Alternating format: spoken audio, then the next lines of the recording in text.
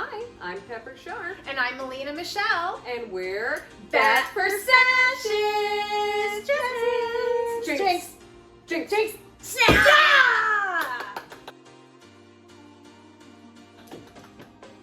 I win. Welcome to our first episode back after the new year and after our special Road to Rockabilly Q episode. And as you can see, she came back with a weapon of mass destruction. I could literally kill a man with this. Heavy. It is, and it's like, it's very big. And luckily I have the little tie that they gave me for it to keep it on my head. But, you know, when you're walking around after a contest and your blood sugar and your adrenaline crashes at the same time and you're trying to balance that on your head, it becomes an Olympic sport.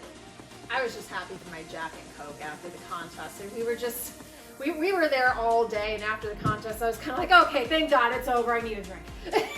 So anyway, today's episode is probably going to be the most important part of a pinup contest ever. It doesn't matter if it's a small contest or if you're on a big stage like Viva Las Vegas. It can literally make or break whatever you do, and believe it or not, it's not your dress. It is not your posing, but we will do an episode about that later. And it's not your makeup.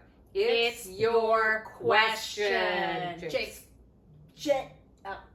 Hey, wait. Never mind. Words are hard. Braining is difficult sometimes, but... So, the first thing you need to know when you get your question, most times the contest organizers will email it to you ahead of time. Sometimes they won't, but we'll get to that a little bit later. But let's start with the basics. What you definitely want to think about with your question is, again, this is tying back into your theme. A lot of times the question will be based off of, if there is a theme, it will be based off of that. It can seem really simple or it can seem kind of goofy, but more than anything, the point of the question is to find out about you. Yes. Because your outfit tells a story, that's cool.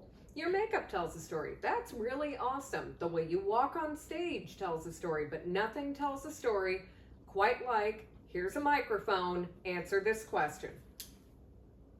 And we're going to show you how to hold this thing properly in a little bit. I promise to behave in my description. Maybe. Maybe. Probably not. No, this thing is completely unscripted. We just talk at the camera, so we don't know what's going to come out of our mouths until it actually happens. There's a lot of editing in post. One of these days we'll post a blooper reel.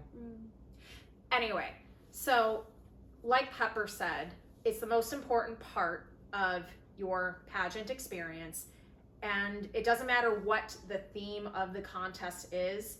When it comes to the Q&A, there's one common theme that will always answer any question, and that theme is who you are. Always start with who you are when it comes to tackling a question. And to kind of extrapolate on that, because I get to use a fancy word there, it's not just you talking at somebody about you. More than anything, you need to be able to find yourself in a question. In even just a basic question like, who's your pinup idol? You need to approach it as, who is your favorite pinup idol? Don't sit there and think, well, I need to pick something obvious because then the judges, or I need to think about this because then the judges. Take the judges out of the equation. And never consider the judges when selecting your answer. They don't want you to make something up if it's not true. You need to be true to yourself. Yeah, to basically, I've been on both sides of the judges table. Same. I've been a judge. I've been judged. Oh, have I been judged? Haven't we all? And oh, have I judged people? And the one thing that I can spot from 1,000 miles away, and it's not just because I'm a paralegal, is I can tell when somebody is not being sincere. When somebody is looking at me and trying to figure out, well, what would the judges like? That doesn't tell me anything about a contestant. It tells me that... It will show. It will show when you are lying. They will be able to see it in your eyes. They will be able to see it in your body language. So just never, never, never make something up to appease the judges if it's not true. And a basic way to break down a question. So let's stick with the theme of who is your favorite pinup and why. We're just going to do a basic question like that. It's a basic question that you'll probably run into. Yeah. There are going to be a handful of those, like what's your favorite car and why. You know, and you got this one at one point, if you could talk to any celebrity, dead or alive, who would it be and why? And that kind of ties into the sample question you just gave, who's your favorite pinup? Well, essentially, both of those were my question at Rockabilly Q in Florida this past time. My question was along the lines of, if you could meet any vintage Hollywood icon, who would it be, what would you talk about, and why? So naturally, with me being a performer for 15 years, and I tied that into my question, I chose Marilyn Monroe. But I dug a bit deeper. It's not just, oh, Marilyn Monroe because she's gorgeous and she's so stylish. No, for me, Marilyn Monroe is not just a fashion icon. She is an intelligent woman that had immense talent and that put so much dedication and attention to detail. And everything that she did, she was just a mastermind of everything. And a lot of her secrets were taken to the grave with her. So I would want to sit with her and have a conversation and just pick her brain as to how she got her signature lipstick, or how she did the creative process step by step into one of her film roles. Like, I would just want to sit and have a conversation with her actor to actor. And these are the things that you will want to talk out in your brain. You know, you've got to make sure that you actually, one, do believe your own answer, because you should be able to believe it. Absolutely. It's you. It needs to be something that you can talk about. This point in the contest is where you are showcasing yourself, so you need to make the most of it in that 30 seconds to 2 minutes. That's another thing we need to talk about. Timing. Now, no one's going to sit there with a stopwatch and time your answer. But it's very obvious when somebody has gone on too long. Yes. You have to understand. You are not the only person on that stage. It may be your spotlight, but you've got 10, 15 other girls behind you wearing high heels who are probably, while they're smiling, thinking about how good it's going to feel to sit down, because God knows that's what I think about. Shout out to Pinup Miami for being incredibly, incredibly accommodating and bringing a chair on stage with me. And shout out to Pink Tank, thank you, Fairy Godmother, for reminding them to bring me a chair, because that actually made the difference of if I could walk the next day. But you need to be considerate of everyone, because if you've got your 2 minutes and the other 9 to 14 other girls behind you all have 2 minutes, every extra second you take is a second away from that person. It's a second away from if there's a band going up afterwards, like there was at Rockabilly Q. If the event is ending after that and they're literally waiting on this event to be done to move on to the next thing, the amount of time that you take speaking can make or break the rest of that contest. Because if you take 4 minutes and then someone only gets 1 minute and then another person decides to take 7 minutes, it is chaos, the world ends, and petticoats fly. It's not good. It's kind of true, to be honest with you. And there are judges out there. We know a couple of them. We're not going to disclose who they are, but we know of some judges that if your answer goes on too long, they will dock points. Now, we're not telling you this to stress you out in any way as you do Q&A prep. We are just bringing it to your attention so you are time conscious. So make sure when you are prepping your Q&A, and this is another thing you need to know too, this isn't just about who you are. You need to tell a concise story. There has to be a beginning, a middle, and an end. You need to go to point A, to point B, to point C. Not to number 7, which we have seen a lot of people do in various contests. And it needs to be in a straight line, and more than anything else, just because you have a point A, point B, point C, doesn't mean you answered the question. That point A, point B, point C needs to be able to go back to what we used to do in college when I had to take my general ed speech class. You need to be able to reach an in conclusion point. You can say that if you're feeling cheeky. So you want that in conclusion moment where it comes up. For example, let's talk about the question I got at Rockabilly Q. There you go. This one's you got the perfect question for you. Yeah, because I got to do a couple of things with this question. My question was, if you were a pinup detective in a pinup noir film, what would your mysterious case be? Now, a lot of people would see that as daunting.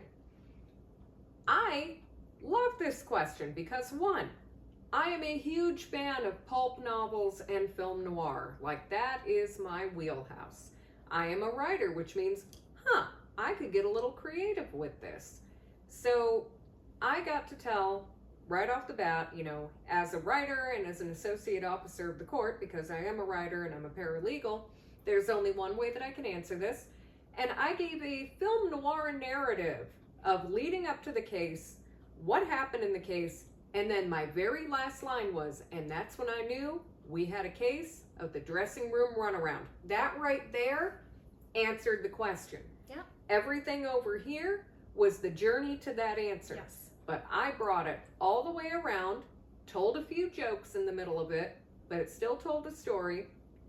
And the one thing that everybody came up and talked to me about afterward, never mind the gorgeous friggin' Lady Splendor dress I was wearing, never mind how amazing Nancy Jane Beauty made my hair look, never mind the fabulous accessories, people kept coming up going, your answer, your answer, your answer. That's how powerful an answer can be. That is how people will remember you. And that's not the only time you have been remembered for an answer. We may or may not refer to what I did at Rockabilly Q as pulling a Florida man. Your Florida man answer. Your Rockabilly Q answer, we didn't think anything could top Florida man.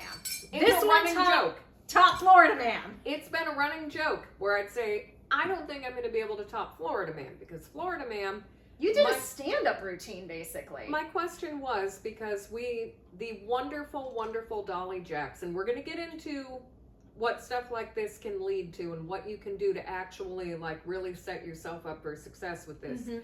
Dolly Jax will actually read the bios and everything you submit when you enter the contest, and she will ask a question tailored to you. So you should be able to give a really good answer to that, because she actually cares about the personality. So every one of the contestants gets a very personalized question. Mhm. And mine happened to be, if Florida Man were a sideshow act, what would her act be? Because I'm a former sideshow performer. So I gave a 2-minute stand-up routine where I talked about the 3 sideshow tricks she would do and related them back to Florida culture. I didn't think I was going to top that. You did. Yeah, I kind of did. You did. Now, how am I going to top this? I have no idea. I'm going to have to start juggling knives. That's all there is to it. I'm going to have to start to, that is You the know, answer to all if there questions. was I wish pinup contests had talent portions, because I would really love to see you juggle knives. I mean, it's been a minute. I'm not kidding. I used to be able to juggle knives. So, See, and that's how questions like that tell you about people. and this is another thing to consider too. Now, some contests, like the ones that Dolly Jax hosts, they might give you a Q&A beforehand for you to fill out, kind of a get to know you type of thing. This is crucial, because this might make or break what question you get. This may or may not set you up for success on the stage. You have a chance to tell your story before you've even gotten to the contest. Exactly, and it doesn't affect your scoring, and this initial Q&A doesn't affect your scoring in any way, but it will affect what question you get. So if you ever get one, be as thorough as possible. Especially if they have a question like, what's a fun fact about you? Because here's the thing. Most places will use that to intro you in your bio, and we'll talk about writing your bio in another episode, because that matters. That's your foot in the door. Yes. But if someone says, tell us a fun fact, think about the fun fact about yourself that maybe people don't know, people wouldn't know. There were words there, I swear to God. Just something that you would want to talk about, something that you're passionate about. This is what I will call the find your boop card. Mm-hmm. Because anytime someone asks me what's a fun fact about yourself, well, there aren't a lot of people out there who can say they've played Betty Boop professionally at Universal Studios Park. So I usually go up there and I do my Betty Boop impersonation, and honestly, I think it's what's actually won me a few placements and titles. And for me, my thing is, I did a lot of improv and stand-up when I was younger. Mm-hmm. So I'm very good at coming up with a joke on the fly. And I would say that my strongest wins have been ones when I got to get the audience to laugh. My weakest ones were when I had a moment and I thought, well, what would the judges want to hear? Yeah. That is question suicide. Never think about what the judges want. Think about what you want. Think about what you want to say. What is the message you want to portray? What is the version of you are trying to present? And find your boop card. What is the one thing about you that no other person is going to have in this entire world? I have a boop card for, my fun fact. I also have a boop card for a very particular question that I got at Spring Fling, and I'm not going to tell what the answer is, but if I ever get this similar question again and I tell this story, it's a family story about something that happened in the past during a historical event. No one else is going to have this story, and honestly, I don't think anyone can top this one because... When I was in Moon Eyes, I got to talk about my family story about how my grandmother and my grandfather would drag race farmers in the back roads of Illinois, and she would work the stick and he'd steer and he'd work the pedals. And I got to actually incorporate that. The punchline was, as someone came up to me after the contest and said, I loved your answer. The double entendres were hilarious. And I sat there and thought about it and went, I wasn't even trying to do that, but now that I'm playing it in my head, that was a 2-minute long double entendre. No wonder people were laughing. So find your boop card. Find your boop card. Everyone's got a boop card. And it doesn't have to be Betty Boop, but you have a boop card. Now the next one is called thinking on your feet. You're going to have to do this in situations where, say, you get your question a couple hours before you go on. Like Rockabilly Q. Or you get your question when you get on stage, like Rats the Beaver Daytona. Yes. And Trash the Classics. They give you your question right before you go on or while you're standing there on stage. And you got to think of something just like this. And I like to break it down like this. The best way that I can teach you, or anyone, to answer a question, think about one thing you'd like to say today. Like, say, for example, I made my dress. Which I often do. Now, you take that. You can work that into just about any question you're given. You really can. Like if they say, what's your favorite color and why? You could say, oh, I love sky blue. That's why this dress that I made is sky blue. If they say, hey, who's your favorite pinup actress? Well, it's so-and-so, and I kind of incorporated that style into this because I think this is something she'd like to wear. So now the judges know you made your dress, and you can get even weirder with it. And that's just an example. You don't always, tying it back to the dress, whether you made it or not, if there's a style that you came on stage with that you want to send a message about, that you're trying to emulate a certain person or aspect in vintage era, then that's a great tie-in that you can always loop your question back to. Yeah. So you can take any question and make it something that you're comfortable answering if you start making good decisions before you get your question. If there are things you're very passionate about, if there's something you really want people to know about you, if there's something that you think the judges need to know about you, you need to be ready with that in your back pocket before that question even hits your inbox. Because even if you get a question a week in advance, and it's something like, who would you ride off into the sunset with on a motorcycle? Or, what's your favorite springtime activity? Just things like that. If you're already thinking about things that you would like people to know about you, you can really work that in and you can get to that A, B, C and answer the question in that A, B, and C with no effort. And with little prep time if you happen to be asked your question on the fly. Now, here's something else to consider.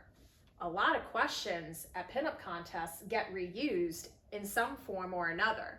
So I'm going to teach you my top secret that is now not so top secret way of how I prep for my Q&As. I remember all my questions. I remember all your questions. I remember all yours and all mine too. I watched Bo Huff when Carrie was streaming it for me, and I wrote down some of the questions that some of the girls were asked. And you know what? Now I have those questions, and I can kind of start thinking about, if I had gotten this question, what would I have said? Because the one thing that you really want to get used to is going with the flow. Being able to relax into a question. And if you play the game of, well, how would I have answered that? You never know. You might be answering that question someday. I am just doing the prep ahead of time. I am building what I'll call a toolkit. I always had an actor's toolkit when I was out auditioning, where I had my 16 bar cuts. I had my 1 minute monologues. I had these combos for these types of shows and this combo for another type of show. So now we're just building your pinup toolkit. And it's okay to save your question. It's okay to write down an answer or write down someone else's question and think of your own answer. Don't copy theirs, because that is not your answer. No. Remember, we're not playing to the judges here. We're not trying to copycat anyone. And a cool thing to keep in your toolkit are little facts about yourself, like, what is your favorite color? Who is your favorite actress? What's your favorite thing to do during the spring or the summer? Do you have a hidden talent? Yeah.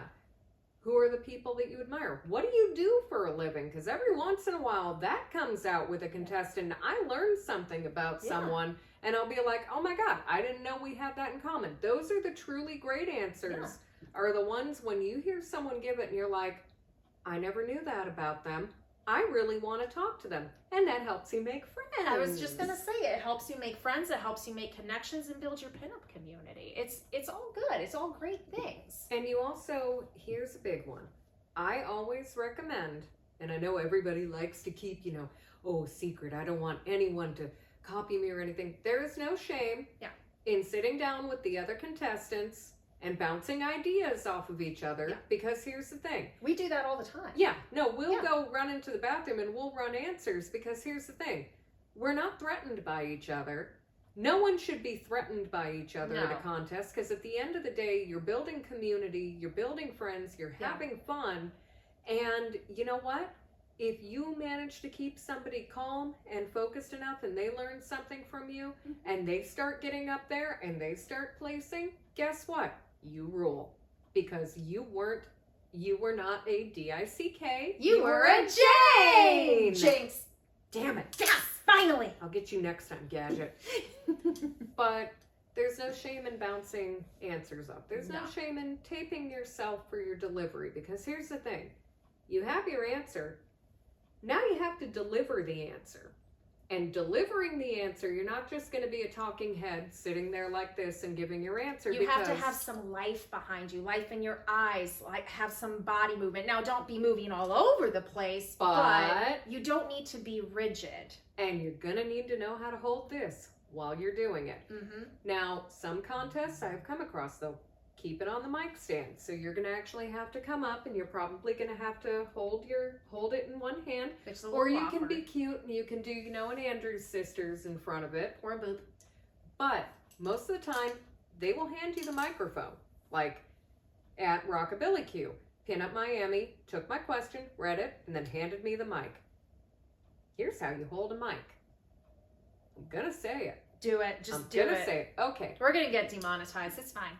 Demonetizing is what all the cool kids are doing. Yeah. So when you have a microphone, one of the biggest problems that we see is some people will hold it like this microphone has teeth and it's going to bite your soul. It's not going to bite you, I promise. And then there are other people who are just really up close to it and talking low. No. Don't eat it. You want to keep you're teasing it. You're not deep throating it. I'm sorry, but it's true. It's true. And if that helps you remember it, hey, we got demonetized for a good cause.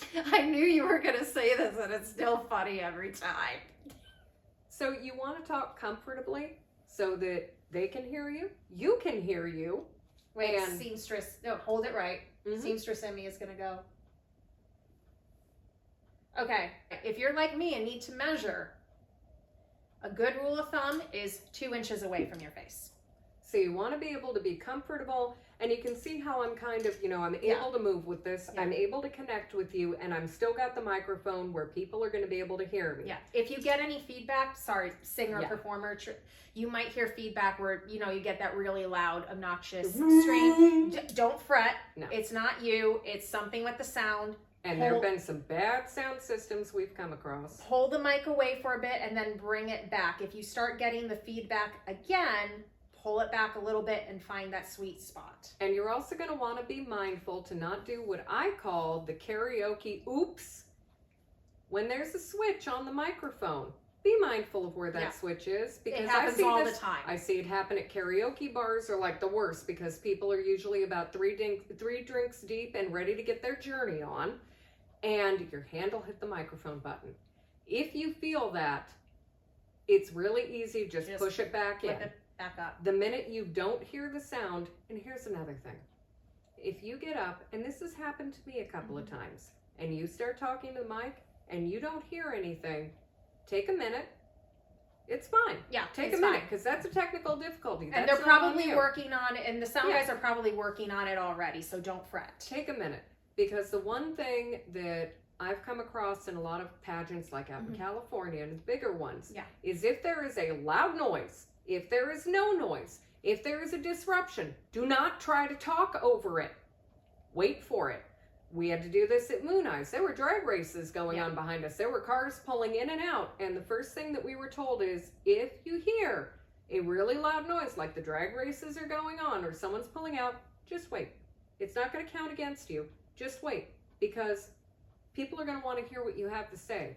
And if you start trying to talk louder, it becomes actually harder to hear you. Yeah. If you try to talk over a loud noise, nobody can quite hear you. Because what the sound people might do too is, if you're talking louder, they're going to lower the volume on the mic. And I guarantee you, you are not going to be able to project as loud as the microphone could actually carry you. So don't talk louder. So you definitely want to check your cadence as well, because you don't want to just talk at people like this and just kind of monotone it. You're having a conversation. Yes, you need to project your voice. You need to smile with your voice, or smirk with your voice if you're me. And you need to be able to think about it like this is a verbal handshake. You are getting to know someone. You are being conversational. You speak from your heart. You speak from your chest. Don't speak from up here, because people can hear when you're getting wrapped up in your brain. Yeah. This is why preparation, even if you get your question an hour before, a week before, you have a little bit of time to prep. If you get it when you walk up on the stage, that's a different game. But Right. And that can happen. Some contests are like that. one of the best pieces of advice I was ever given is just practice talking to people. Go up to someone randomly and start a conversation. You know, careful who you pick, of course, because there are good people and bad people to talk to. But that's just, you're going to events though. You're going to contests though. You're getting practice by making friends, or at least you need to be. We see you. We see you. Be a Jane. Be We a like Jane. We Yes. like Jane a lot. Jane likes to talk to people. And while you're talking to people, you're getting practice talking to 3 random people you may or may not know, and you're getting used to sharing that side of yourself as you. It will help with your stage fright if you're one of those that struggles with public speaking and, getting jitters. Like, even I get jitters, but a little jitters is natural, but it shouldn't be so consuming where your voice cracks and shakes on the microphone. But the more you talk to people, the more comfortable you will get. And also, take it back to what you said earlier, practice. Grab a hairbrush, pretend it's the microphone. Practice your answer if you've gotten it ahead of time. If not, if you're getting it hours before, or if it's given to you on stage, take it back to what you know. Take it back to who you are. Use your toolkit in your prep. Because you also have to understand, because this is a question about you, there are no wrong answers unless you are completely BSing. Yeah. And if you're making stuff up, if you're just strictly playing to the judges, nobody gets to know who you are. That's why you need to approach this the same way as a conversation you would with your friend. You want to keep it family friendly, of course. You really got to not cuss. I mean, there are some events where... Big rule, no cussing, ever. Ever. PG, keep it PG always. Not even a damn, unless it's that damn Florida man. That's different. But you want to keep it heck, darn, shoot, because that's also endearing. Yeah. That's very endearing, just that darn thing, and that's just kind of a moment. But you want to keep it clean, you want to keep it family friendly, you want to keep it to the point, and you want to keep it conversational. Yes. Conversational cadence. Even when I'm sitting up there telling a story or doing an impression, I'm still conversational, because again, you're speaking from below the neck, not above the neck. And you're speaking from here. You're speaking from your heart. Always. You need to keep sincere. One of my biggest problems that I would run into is I'm a paralegal. A lot of times I'm very professional, very to the point, very much giving facts because that's the nature of my job. It is literally just the facts, ma'am. I had to break out of that because there will be times when I am giving my answer that I start getting into my head and thinking I'm pleading my case. I am not in front of a judge. I am not in front of a judge who's going to send me to jail, I should say. Yeah. I am in front of my peers. I am in front of people that I admire, people that I appreciate in my life. I've got a bunch of my friends behind me. This is not a court of law. This is a pinup contest. I am not going to die if I don't win. Remember that. This is not life or death. It doesn't matter if you win or lose. So, yeah, this is not worth losing your self-respect. This is not worth hating yourself. This is not worth making up something to make yourself seem cooler. All the rules of high school still apply. Be yourself. We didn't like hearing that from our parents because we thought, well, no, nobody likes me. Guess what? Be yourself. Because you're going to say something on stage. You're going to give an answer. And I guarantee you're going to connect with someone. Without fail, someone will come up to you and say, hey, I didn't know this about you. Or, hey, I really liked your answer. Or, hey, that was really cool what you said. That was a great story. Here's a story like mine. And then you're connecting. Because, again, it's magic. It's about your community. And the more you get up on stage and talk, the better. So practice talking. Run it through with your friends. When you get your question, say, hey, my question hit. Can I bounce an answer off of you? Like we have an entire conversation chain that we have on our phones where we're like rough drafting out our answers saying, hey, does that sound good? Yeah. And we're giving each other advice and we're helping each other out because that's what you do with your friends. And it's okay to reuse answers too. Like we said earlier, these questions, some of these questions come up time and time and time again. The only caveat to that though, is you need to be careful if it's the same judges. If it's the same judges or more than one judge that has seen you before, then switch it up. If it's not, if you're going to a contest in a completely different state or a completely different town and no one has heard this before, it's fair game. And also, you know, with those same answers, there's always a chance to bring something new to it because you could answer it one way and you could play the game in your head. Oh man, I should have said this or I should have said that or I could have done this differently. And hey, keep thinking about that. Because you might get another chance at another contest. And you can even take parts of those answers because you're also learning about yourself. Yeah. You know, if there's something that like you brought up in an answer that you're like, you know what?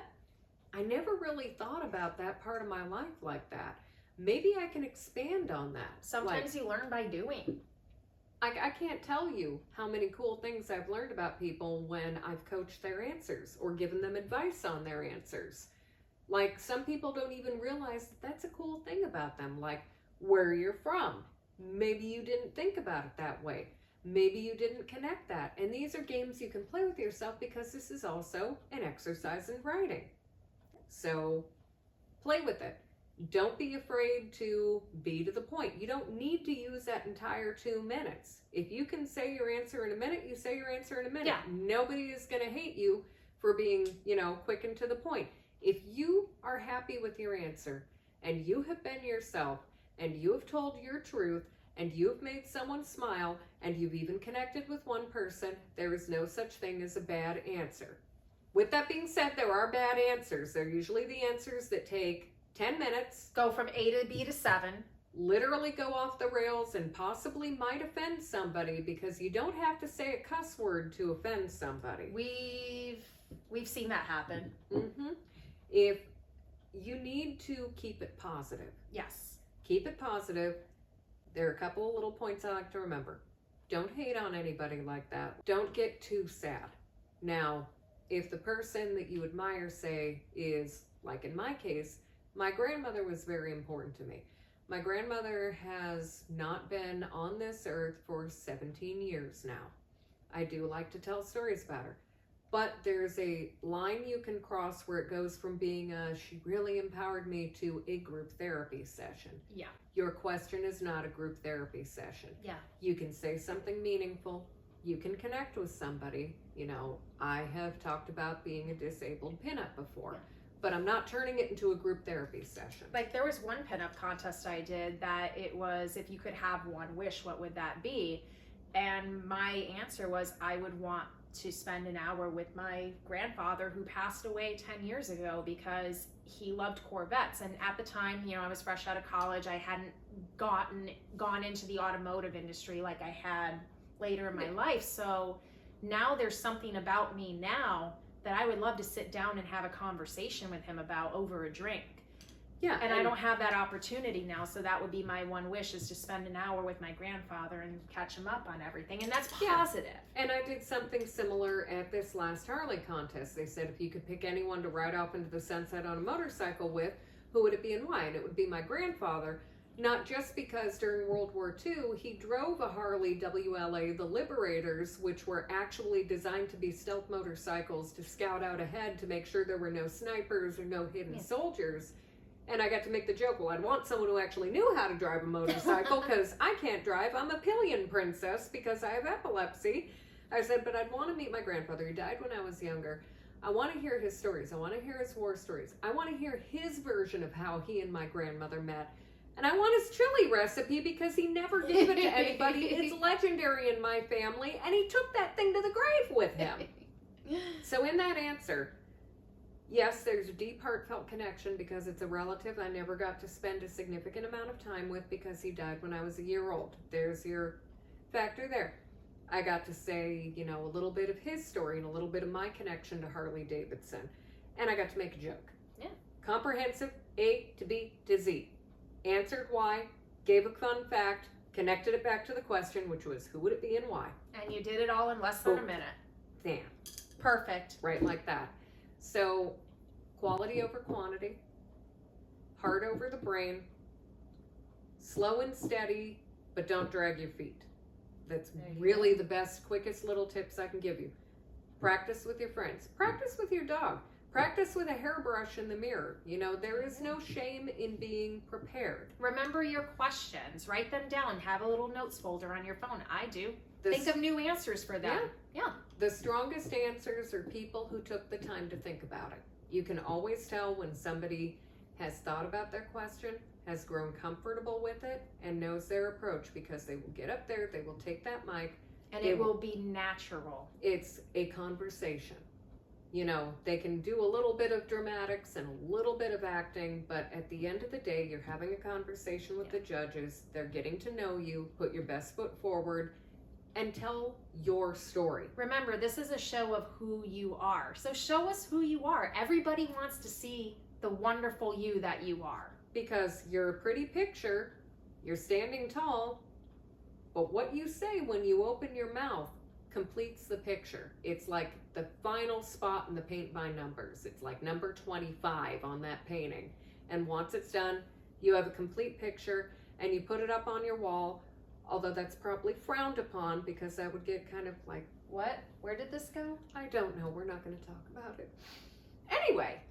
I have no idea what just happened. Neither do I, and Let's that's the wrap this beauty of up. it. Yeah!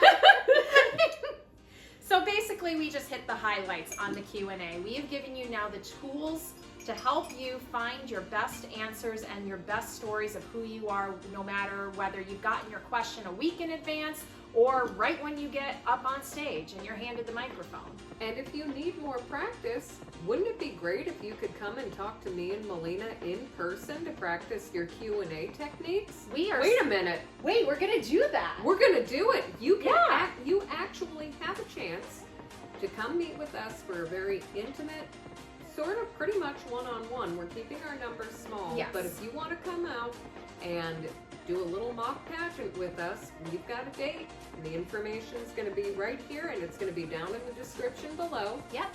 Reach out to us. You know, any questions you have, anything that you want to work on, we're going to stage a little mock pageant. You get to practice Q&A. You get to practice thinking on your feet, because we're probably going to give you one question to think about, and then we're going to give you a question at random when you walk in the door so that you can understand the thought process. We're going to have Melina on the pose coaching. We're going to have me on the, you need to buy your Splendette bangles. I swear to God, you better buy those Splendette bangles. You better keep Yvonne business. I'm sorry, where? I went away from. We're also going to keep Lady Splendor Yes. and Tatiana in business too, right? Oh, hell, Tatiana, I love this shirt. But we will go through the A to Z and the 1 to 10 about what you're going to need to get started and put your best foot forward. And we're all going to do this in a safe and supportive environment to get you comfortable, work off any jitters that you may have before you hit that stage for your next contest. And there are a lot of them coming up next month. A lot of them. There will also be snacks, and there will be goodie bags. Yes, we've got goodie bags sponsored by our Michelle Designs and Sharpe Sharpe Florals. So, yeah, it's going to be a good time. Small, but intimate, and overall, just fun girl time. Because really, again, it's about making those connections. And if you want to, see where you can improve your game, see where you can change your game, have a game, and also just have a really good girls' night and dish about everything. The best way to learn is by doing. Yep. Yes, really. Just So- get up on your feet, practice, and do the thing. Just do the thing. Just do the thing. We'll see you next time, and our next episode, we promise we're finally going to film with our special guest. You'll just have to wait and see who it is. But I would say definitely brush up. Brush up. Brush up. We'll see you next time on our next episode of Bat for Sashes. Bye. Bye.